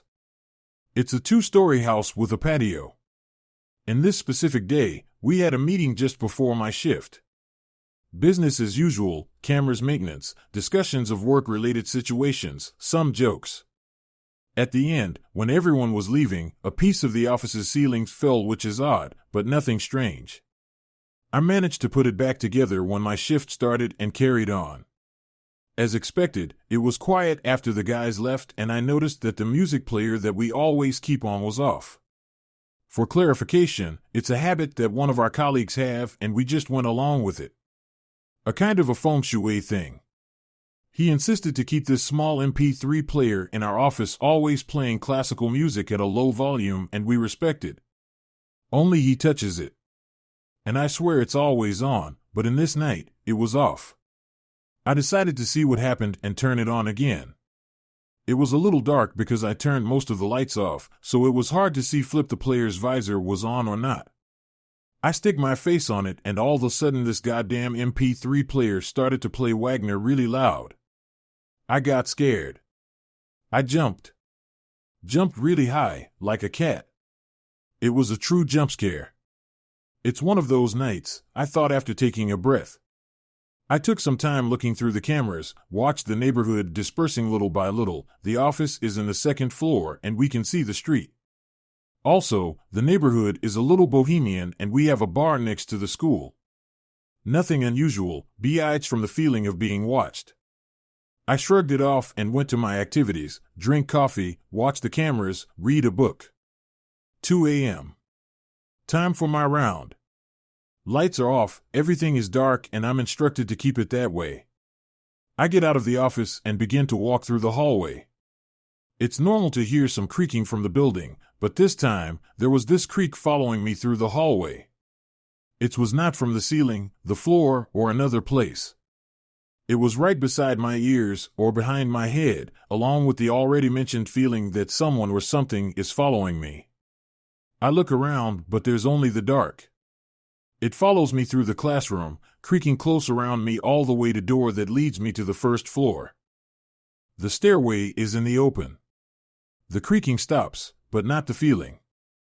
I go through the patio, making my way to the door that leads me back to the building. The creaking starts again. The balcony smells like there's something rotting. I look around, but there's not sight of food or bugs. I even check the trash cans. Nothing. The cafeteria had the same smell, but not as intense. And no physical evidence of it. Creaking.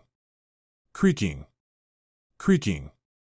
As soon as I get to the workshop in the back, something falls in the dark. I shine in the direction of the noise with my flashlight and I see some scrap metal on the floor, but I don't know what caused it to fall. All this time I'm trying to breathe steadily and keep myself calm. I was not only afraid, I was angry. By this time, I wanted to face whatever was bugging me. Last stop. Warehouse. Let's see if the brooms are okay. I open the door, a broom falls, turning the light on, which I immediately turn off. I was angry, I mean it. If IT now wanted light, I wanted the dark. I made my way back to office and realized the creaking stopped. I felt that I was alone. The night remained calm after that. I'm not sure what happened, but that's it. Another strange day at work. The box when my grandpa was alive, him and my grandma lived on a farm in rural North Dakota, miles of cornfields, and the nearest town was 6 miles away and was pretty much a post office and gas station. One day before he got sick, he took me to the basement of the farmhouse in which they lived in and showed me an old rusty box that looked like a cage, and it was tied to an old table. I was confused on why he was showing me, but then it started moving and shaking. Since he lived in a rural and had a bunch of stray cats, I thought it was one with rabies, but then I saw its eyes, horrible wide yellow eyes, and then it slammed into the door of the cage, and my grandpa made me go upstairs and stayed down. There, I shakily walked into the house and asked my grandma what was in the basement. She ignored me or told me a pet, which was baffling because it looked like it was plucked out of a circle of hell. My mother refused to tell me, and my uncle wouldn't even look at me when I brought it up. So I gave up. I'd go down there every so often and throw some meat into the cage and just I'd leave like it was a fucking dog or something. Then one day I went down and the cage was gone. I asked my grandpa and he said it's gone now and just walked away. From then on the basement was sealed, and a couple years later my grandpa got cancer and died. We sold the farm and there's an unknown something somewhere on the farm. Someone bought it but has refused to live there. The same tricycle I rode when I was little is still in the bushes when I crashed as a child. We don't visit the farm anymore. The monster that married my mom. This is a story that happened when I was very young. It started around the time I was 5 back in the 80s and was the beginning of the worst 5 years of my life.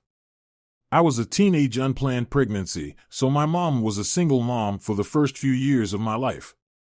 It wasn't too bad though. My mom and I were not alone. We lived with my mom's parents, my grandparents. My mom's younger sister was also still living at home. We were safe and happy. Then my mom met a guy, let's call him Joe for privacy purposes.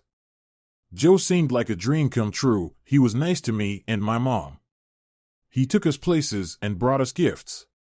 It was awesome, and when he proposed, my mom and I were both happy. They got married and my mom thought we would now be a happy family. We didn't know how wrong we were. It started off great. At first we had left my grandparents and moved into a home together. We had some really good times, but things took a turn for the worse after the first few months. Joe had a really bad temper and it would come out when my mom or I upset him. He would yell, throw things, and break stuff. Then he started hitting my mom and me. He would punch and kick us.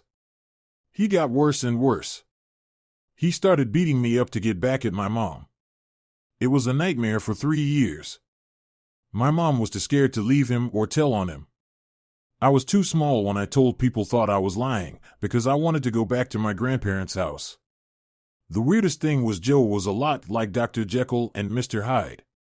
We had some really good times, vacations, holidays, and more. When he was nice, it was amazing. When his other side came out, it was hell. We did finally have something good and bad happen. My mom was pregnant. She was happy to be a mom again, and I was excited to be a big brother. It was also bad, though, because we were further tied to Joe, and who knew what he would do to the baby.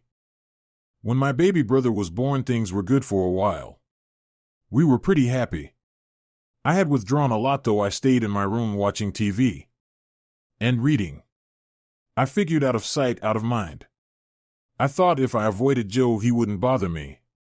I should have continued this plan, but I was blinded with the happiness and peace that came with my brother's birth.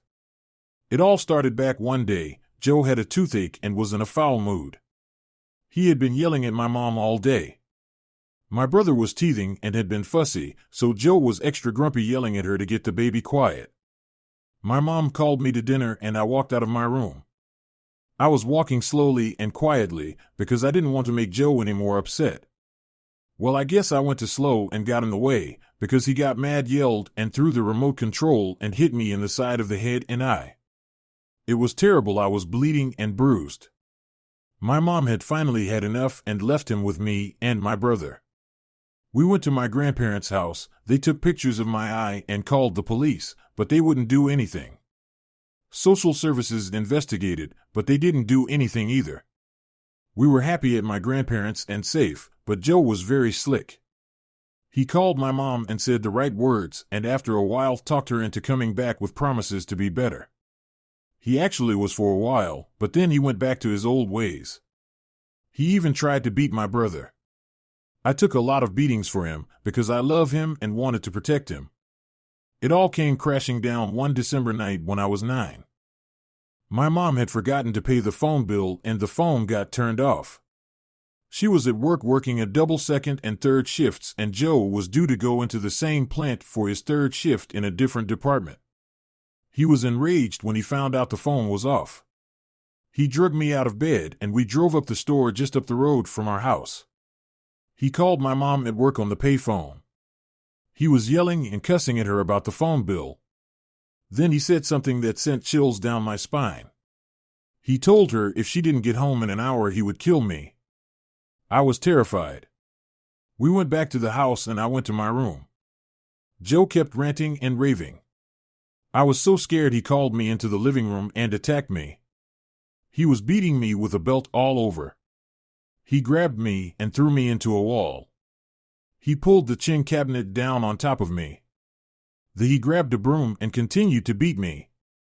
The beating kept up on and off for several hours. I was in pain and covered in bruises and blood. It was time for him to go to work. He got dressed to go and told me that if I went to school in the morning, he would beat me when I got home. I guess he knew with all my wounds the school would do something. I was scared, but I needed help. I couldn't change out of my pajamas because I hurt too much. I slowly limped my way to my bus stop barefoot and still in my Incredible Hulk pajamas. The bus driver pulled up, opened the door, took one look at me, and got me on the bus and immediately drove to school. Then everything moved so fast, before I knew it I was talking to social services and the police. They ended up taking me to my grandparents, who got custody of me. I was happy to be with my grandparents, whom I love, and happy to be safe, but I missed my mom and my brother. Strangely enough, the police never did anything to my stepfather. It was a different time, I guess. It was a few more years before my mom got the courage and left him, but she finally did. She ended up meeting a high school sweetheart and getting remarried. She and my brother finally had a happy life like I did, and we were back in each other's life. I found out later that my stepfather had been orphaned at the young age of 5 when his parents and older sister died when his dad's small plane crashed. He was then raised by a very physically and mentally abusive aunt and uncle. It doesn't excuse what he did, but it explains it. I eventually ran into him on social media. I forgave him and let go of the anger and hurt I had been holding on to. He had gotten a lot of mental help and seemed to be doing good. I convinced my brother to talk to him because Joe was his biological dad, and Joe had found his mom's family and extended members of his dad's family whom he lost touch with when his parents died. I told my brother that it would be good for him to meet some of his family from his father's side, as he had never met them. I don't know my dad at all and would have loved to have that connection. As Joe continued to change and work hard to be better, I strangely enough became his biggest cheerleader. He would come to me for advice or to get me to mediate between he and my brother if they bumped heads, as their relationship tended to be rocky. My brother is like my mom, he holds on to grudges a long time. I don't know who I am like being willing to forgive and forget. I know some of you will think I am crazy for forgiving him and actually helping him, but it really brought me an inner peace, and also I took pity on him for what he had been through as a child. That kind of trauma could turn anyone into a monster. Which is why I went to lots of therapy to help me get over mine. Stalker. I was 16 years old and was doing an apprenticeship in carpentry. Occasionally, when there was no woodwork to do, I would be given the job to go around different sites owned by the company with maintenance man, to fix and maintain anything that needs doing on different properties. The man I worked with, who we will call for privacy reasons Dave, was a polite man and hardworking, however did have an odd manner about him. For example, I remember he would often stare into space or go off topic to odd conversations about my mom. For context, this man who worked for the company was also married to my mom many years ago, and they had children together. I am not one of his children. At the time, I had just assumed he was being polite and asking about her well-being. However, at times it could be intrusive questions, such as, is her new partner nice to you? Is her new partner controlling? Or even weird questions, is she happy with him? All questions that you probably shouldn't ask her 16-year-old son. He always tried scooping information and tried to be subtle. Anyway, after a few months of doing odd jobs with Dave, I had learned that Dave had apparently been in a relationship with a lady who lives 15 minutes away from him, and they have been together for a year. I thought nothing of it and had expressed that I am happy for him. At least it might keep him off the topic of asking weird forward questions about his ex-wife, my mom. As months had passed, and I was working with Dave, he would always take a similar route to jobs, even when this route would be a longer route for us. I never questioned it, but the question was in my mind of why he was driving this route on every job we were doing.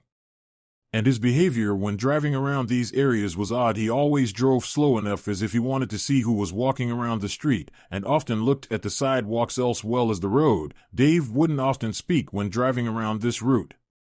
During this time, Dave had asked me a question which completely threw me off guard. He asked, how do you go about calling somebody when they have blocked your number? I had told Dave there's only really one way. You turn off your no-caller ID, however this will signal the person you're calling that you are calling under no-caller ID. The question made me feel off, and answering his question made me feel like I was a part of something wrong. However, I still tried to forget about it and tell myself what I told him is public information, and if he really wanted to, he could Google it. So I shrugged it off and went about our work.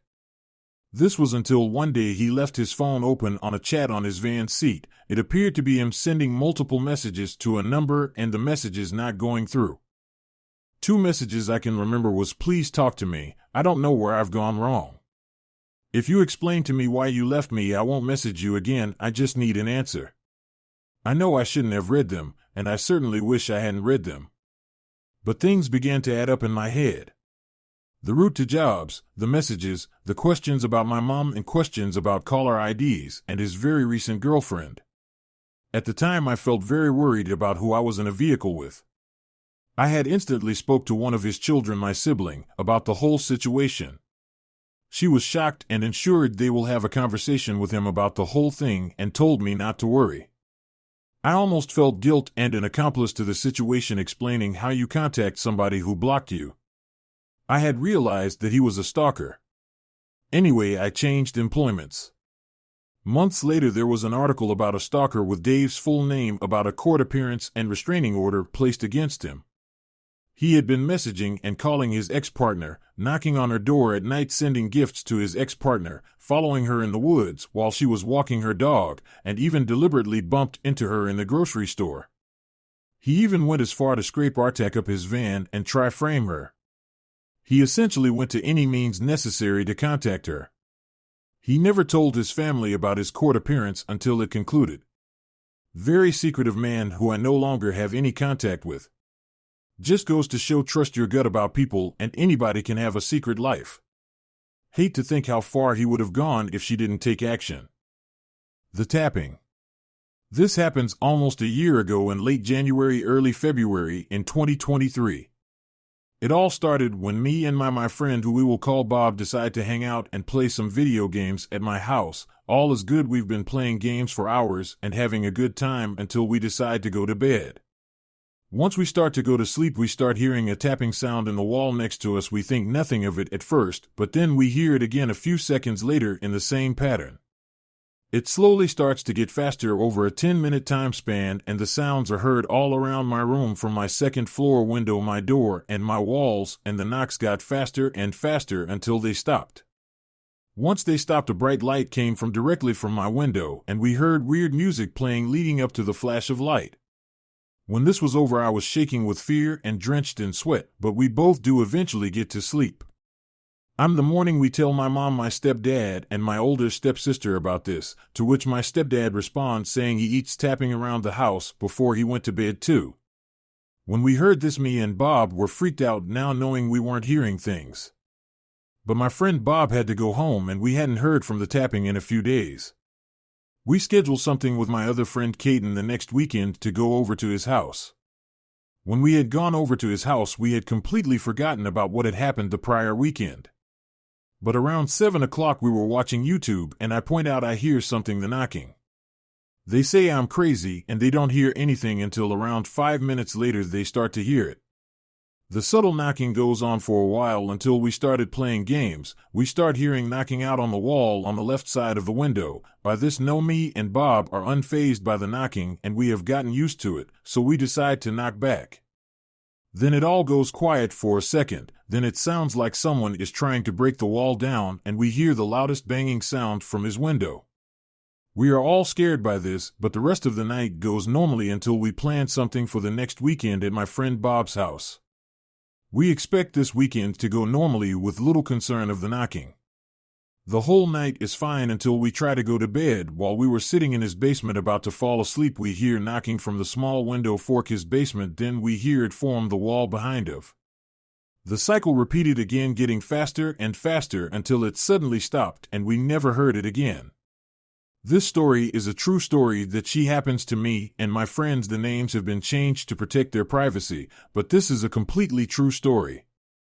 Possession, maybe? This happened a few years ago in SW, Georgia. About an hour and a half south of Atlanta. My mom was a police officer at the time, and she told me the following.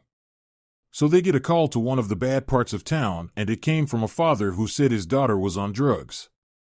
So, my mom, we will call her K, and her partner, call her D, walk into the house and find the daughter sitting on one of those old school couches with the legs that make it stand about 4 to 6 inches off the ground. So the woman is sitting there just blankly staring in front of her. My mom said the woman suddenly started freaking out and screaming, "He's right there. He's right there. He's coming." So K and D start to reach towards the woman to calm her. Suddenly it's as if something under the couch grabs the woman and tries to yank her underneath the couch. Kay said that there is no way the woman could have faked this by the way her ankles bent underneath her and the force behind it. So Kay and D grab the woman and are literally playing tug of war with whatever was pulling this woman. Suddenly, and as quickly as it starts, the force just stops. The woman is screaming and crying, and the father is still just saying his daughter is crazy and on drugs, so they take the woman to the hospital. Here's where it gets even more crazy. So, hospital does a drug test and finds 0 drugs in this woman's system. Turns out this woman went to a local church earlier in the evening begging for help, but the church turned her away thinking she was on drugs as well. Anyway, the woman gets admitted to the psych ward for a few days. What happens next is going to sound fake, but I swear on my kids it's not. A few days later the house burns to the ground. Nobody was inside, thankfully. The woman was still admitted and the father got out before it was too late. They were unable to determine the cause of the fire. I recently met my mom's old partner Dee and asked her to tell the story because I didn't fully believe my mom. Well, she recounted it almost identically to how my mom did, with the exception of her saying that when they had a hold of the woman on the couch, she remembers just repeating the Lord's Prayer over and over and over. She said she's never booked it so fast out of a house in her life. This story crosses my mind at least once a week and scares me still every single time. Entity in my brother's bed. My brother and I share a room. We live in New York City, so space is tight. My brother was accepted into college recently, so he met some next-year freshmen last night. His friend, who lives outside the city, was supposed to sleep in another room at our house after they all met up. I fell asleep before they got home. I woke up at 3:45 a.m. to see my brother sleeping in his bed. However, there was something that looked like my brother's friend sleeping at the edge of his bed. In my tired state, I assumed that he decided to sleep in my brother's bed for some reason, and I just went back to bed. I woke up pretty early this morning, around 7:30, so I was shocked when my brother's friend wasn't in my brother's bed. I went downstairs to make coffee, and he wasn't down there either. When my brother woke up, I asked him why his friend slept in his bed, and he said that his friend didn't even come to our house last night. I know he's not lying, because I checked on SnapMap, and he was at his house. I'm certain that I saw him at the foot of my brother's bed. I've been pretty scared about what I saw last night. I haven't told anyone because it seems dumb. I'm kind of scared to go to bed tonight. My old house was haunted. Okay, so I used to live in an old house. It was about 100 years old. It was 4.5 acres of land. Very old farmhouse, and the people who had lived there before my grandmother had a daughter. I don't know whether this story is completely 100% accurate, but what I was told was the girl was having a birthday party and she was jumping on her bed and she had fallen out of the second-story window at the time. That window was in my grandmother's room, and when I was about 5 or 6 years old, I lived in the bedroom across the hall, and there was a bathroom up there, and one night I had woken up and it was dark and I felt that there was someone breathing on my neck and staring at me, so I sat up and I looked at the doorway, and there were 3 shadowy figures. 2 of them looked to be adults and one of them looked like a small child somewhere in between 4 and 9, and I was so scared because I remember my sister telling me that story, so I started crying and my grandmother heard me and woke up and flipped on her lamp in her room, and the light spewed into the hallway and the figures were gone, although for the next couple of months it kept happening every night, the same thing except for the crying and waking up my grandmother. I would wake up in the middle of the night feeling someone staring at me and breathing down my neck. I'd sit up and look at the doorway and I'd see the figures. Sometimes there'd be 3 of them. Sometimes there would only be 1, but most of the time it was just the small-looking one and the shorter adult-looking one, and I was little, so I was kind of freaked out. But then I realized that she was just a kid too, and I thought maybe she wanted to be my friend. So at night, when I would wake up in the middle of the night, I would start talking to her. I don't know if she ever heard me or was actually interested, but it seemed as if she could understand me, and one day she just disappeared. I don't know where she went, but time skipped to a couple years later when I'm 13. My parents told me we were moving, and after they told me that, I started waking up in the middle of the night again and seeing her in the doorway. It kind of freaked me out as it did in the past, and then I remembered she would just stand there and look at me sometimes. I swear I could see her blink, but I guess that was just her way of saying goodbye. I think about this all the time. My parents and my sister call me crazy because they don't believe in ghosts or paranormal things, but the night before I actually left for good, a couple of strange things happened. I woke up in the middle of the night like usual and saw nothing in the doorway, which was strange, but then I looked around my room in the dark and saw her at the foot of my bed. I blinked and rubbed my eyes, and then she was gone. I thought it was weird at the time because usually she would only stand in the doorway, but I heard something after she disappeared. It was a faint whisper, and I could have sworn she said goodbye. It sounded sad, like you'd never see that person again. Type of goodbye. I thought it was rather sweet. I whispered goodbye too and fell back asleep. Looking back on it the next day, I thought it was a dream, but a year later as I'm writing this, it wasn't a dream. Honestly, it kind of creeped me out. But it's also kind of sweet if you think about it. Spider. So this details is important for this story. I'm deaf, I can speak and sign anyway. I grew up in a town where there was 2 major floods. The most severe one was in 1889 that my family survived through. So of course, there's a lot of things unexplained happening. When I was 5 years old, I lived in an apartment complex and my uncle lived above us. So I was in my room one night. I couldn't sleep, so I decided to get out of bed to play with Barbie. However, the Barbie pink car is not mechanical kind with nothing but Barbie in the seat. The Barbie car started to move around my room before leaving my bedroom and into the hall. I was confused but amazed. I followed the Barbie car and the car stopped suddenly in middle of the hall meeting diner room. A black figure on all four with red eyes caught my attention, and I was an extremely friendly child, so I waved and introduced myself. However, the figure slowly crawled toward me and starting to lunge at me before disappearing, leaving a rotten smell in the hall. Also in the same apartment, I started to see a spider girl. Very young with a ragged white faded dress and soaking wet.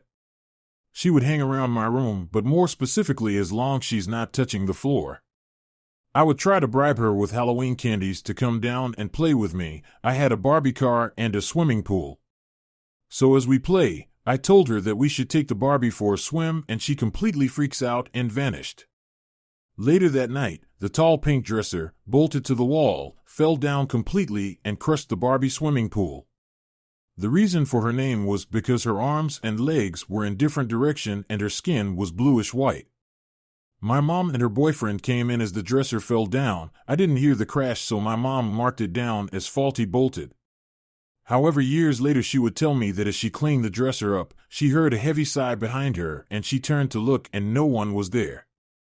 The Spider Girl, however, became a large part of my childhood. Often during the nights, she would speak, meaning I could hear her inside my head. She's terrified of water, honks, and I tried to explain that water won't hurt her. One statement stuck in my brain to this day was, "Water killed me." So I told my mom about the Spider Girl, and she didn't believe it and dismissed it as imaginary friend. However, one day I was in the living room watching a Disney movie while my mom was in the kitchen. Spider Girl appeared above the couch. "Ask your mom about the flood." And so I did. My mom nearly dropped the plate as I asked her about it. The conversation goes like this. "Mom, the flood?" Me, "Yes, the Spider Girl wanted me to ask you about the flood." "Mom, there was 2 floods, but the one in 1889 was the bad." Me, "Bad? How?" "Mom, a water dam broke and many people drowned. You will learn about this in 3rd or 4th grade. Me, "Spider Girl is scared of water." As always, she ignored this, and so she had to work a night shift and asked my cool uncle to babysit. So he was in the living room chilling on the couch, and I asked my uncle more about the flood. He didn't want to say anything as a fear of me getting scared and having nightmare. That exact moment, Spider Girl appeared beside the armrest. My uncle's hair stood up and he looked at me. "Is she here?" I nodded with a smile. "Yes, say hi, Spider Girl, and this is my uncle." That was it. He moved out a month later, and when I saw him again, I was 13, and he asked me if I remember Spider Girl, and I told him yes. He explained that our apartment house, before it was built, it was a land where people would come after the flood to find or to bury their loved one, and he have seen Spider Girl. After tons of research, he told me that girl went missing during the flood or possibly died in the fire at the dam. To this day, I often see Spider Girl hanging around my room and in public even after I moved to another state. Even some girls at my deaf school's dorm would often see her. The rattling door. A little background on the house. My parents built our house behind my grandparents, and I've grown up in this house, and my mom grew up in my grandparents' house. They built both houses. So there shouldn't be any paranormal activity because they built it and we know the background of the house and land. Nobody died and nothing tragic happened in our house. Anyways, to the story, both my parents were out of town for their anniversary and left me and my brother home alone. At this time, I was about 13 to 14 and my brother 18 to 19 years old. My parents have cameras on all sides of the house and one in the kitchen, and me and my brother have access to the cameras in case something happens when we're home alone. The cameras, you can only see the kitchen and living room, not any of the bedrooms. Anyways, after my parents left for their anniversary and they would be gone the whole weekend, my brother last minute decided he's going to go on a trip to see one of his buddies for a night, which is about 2.5 hours away. I'm home alone, nothing crazy, I've been home alone before. He left when it was about 10 p.m. and it was about 11:30, so my brother had been gone for an hour. I FaceTime my friend, telling each other scary stories that have happened to us. The phone starts to lag just on her end though. Like my words are cutting in and out. Then out of nowhere I hear a knock on my door, not just a knock, a bang. I don't know how many knocks there was, but it was loud enough for my friend on FaceTime to hear. We both freeze. We stay quiet for a few minutes, then we hear it again. At this time I start to freak out and look at the cameras to see if anyone broke in or my brother forgot something. Nobody came in, nothing, so I tell my friend that I'll call her back and call my brother. As soon as I call him, my door starts rapidly shaking and shaking loud to the point where I couldn't hear the ringing of the phone. I hear my brother say hello and I tell him frantically, and he can hear the door, so he knows I'm not pranking him or anything. He says, "All right, I'll be there soon," and hangs up. The shaking stops for what felt like an eternity. It was deadly silent. I could hear a pin drop silent.